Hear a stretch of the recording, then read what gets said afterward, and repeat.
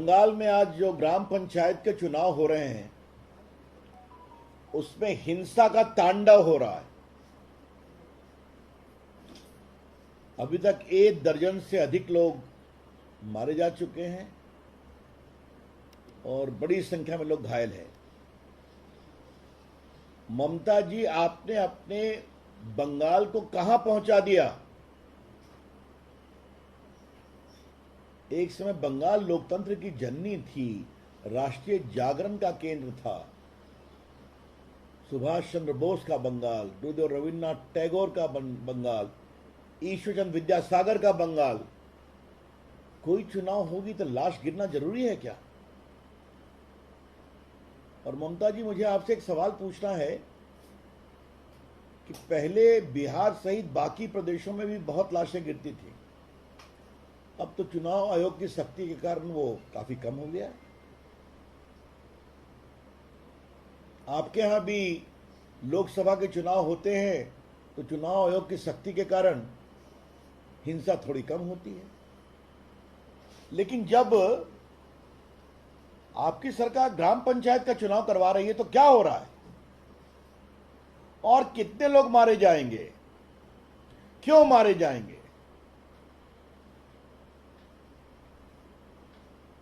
Central forces को भी कायदे से काम नहीं करने दिया जा रहा है, कोई सहयोग नहीं मिल रहा है जमीन पर। ममता जी की पुलिस एक प्रकार से पॉलिटिकल आउटफिट के रूप में काम करती है, क्योंकि मुझे मालूम है कि जो कुछ ईमानदार प्रभावी पुलिस वाले हैं उनको उचित प्रोत्साहन नहीं मिलता या काम करने नहीं दिया जाता। ममता जी, आपकी पार्टी के लोग भी मारे जा रहे हैं ना, क्योंकि आपके भी पार्टी के गुटों में काफी संघर्ष है, ऐसा हमें बताया गया और यही जमीनी खबर भी है। लेकिन इस हिंसा के तांडव को कब रोकेंगे आप? It is very unfortunate. BJP condemns outright this reckless violence in Bengal in the Gram Panchayat election. Bharatiya Janata party आज के चुनाव में इस हिंसा के तांडव की भर्त्सना करती है। एक दूसरी महत्वपूर्ण बात हमें कहनी है कि जब पूरे देश में इलेक्ट्रॉनिक वोटिंग हो रही है तो ममता जी, आप बैलेट बॉक्स ले आई आपके अंडर में जो चुनाव करवा रहे हैं, आप लोग के दबाव में बैलेट बॉक्स फिर आ गया। जो बैलेट बॉक्स अतीत हो गया था, बटन दबाइए इलेक्ट्रॉनिक वोटिंग मशीन पर, आपकी वोटिंग रिकॉर्ड होगी। अब आप बैलेट बॉक्स ले आई और फिर वही पुरानी परंपरा कि बैलेट बॉक्स को छीना, उठा के कहीं तालाब में फेंक दिया, किसी बैलेट बॉक्स में इंक डाल दिया ताकि जिसको जितने वोट मिले सब समाप्त हो जाए। ममता जी, आपकी सरकार के लोकतांत्रिक कमिटमेंट का टेस्ट हो रहा है। Mamata ji, the very democratic credentials of your government is under serious test. किस बात पर आप नरेंद्र मोदी के खिलाफ आरोप लगाती हैं? विपक्षी दलों को एक करने की बात करती हैं कि लोकतंत्र का हनन हो रहा है मोदी जी की सरकार में। लोकतंत्र का हनन ममता जी आपके सरकार में बंगाल में हो रहा है और सारी विपक्षी पार्टियां चुप हैं। कांग्रेस के लोग भी मारे गए हैं, वामपंथियों पर भी हमला हुआ है। लेकिन कमाल है, क्या वामपंथी पार्टियों के राष्ट्रीय नेता हों या कांग्रेस के राष्ट्रीय नेता हों, चुप हैं।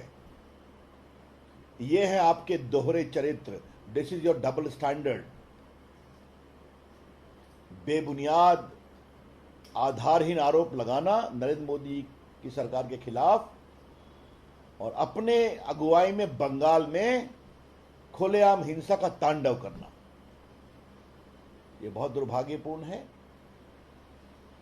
हम एक ही बात कहना चाहेंगे, ममता जी, बंगाल की जनता देख रही है और जब कोई प्रदेश का मुख्यमंत्री हिंसा का तांडव करता है या करवाता है, तो इसका संदेश यही जाता है कि जनता इनकी विदाई जल्दी ही करने वाली है। और आपके इस आचरण के कारण लोकतंत्र तो बहुत शर्मसार हुआ ही है, बंगाल की गौरवशाली जनता को भी बहुत दुख लगा है। और हमें पूरा विश्वास है कि उचित कार्रवाई होगी लोकतंत्र के हिसाब से अगले चुनाव में। लेकिन एक बात हम स्पष्ट अपील करना चाहेंगे कि काउंटिंग ठीक से होनी चाहिए, और जिन लोगों ने चुनाव की प्रक्रिया को बाधित करने की कोशिश की है उनके खिलाफ सख्त से सख्त कार्रवाई की जाए।